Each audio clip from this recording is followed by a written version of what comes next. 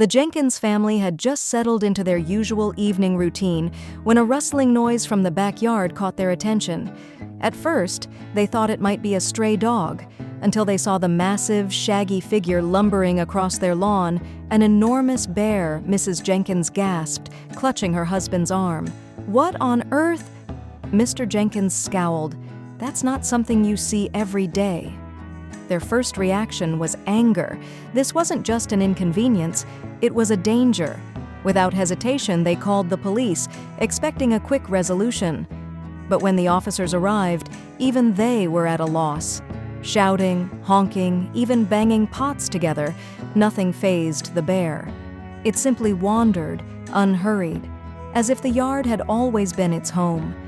Finally, the decision was made: a tranquilizer dart. A wildlife team was called in, and with careful aim, the dart found its mark. But instead of growing drowsy, the bear let out a panicked roar. Disoriented, it bolted, straight toward the ocean. On the beach, Adam Warwick, a biologist who had spent years studying wildlife, was taking his evening walk when he saw the commotion. His blood ran cold as the bear plunged into the waves, its massive body thrashing against the current. The tranquilizer was taking effect, but the water was pulling the animal under. Without thinking, Adam sprinted forward, kicking off his shoes as he hit the surf. The crowd that had gathered shouted warnings, but he didn't stop. The bear was drowning, the water was chaos. The bear, terrified and weakened, lashed out as Adam grabbed its fur, fighting to keep its head above the waves. Claws raked his arms, but he gritted his teeth and held on.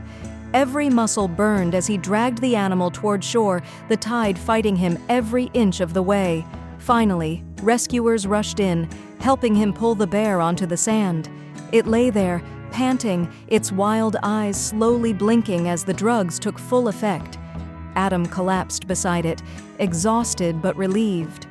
Hours later, in a nearby nature reserve, the bear was released into the safety of the woods. As it disappeared into the trees, Adam watched, his cuts stinging but his heart light.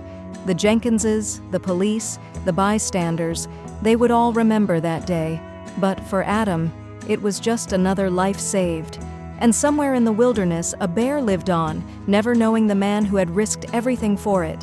If you liked the video, put like and subscribe to the channel, where you will find a lot of interesting things.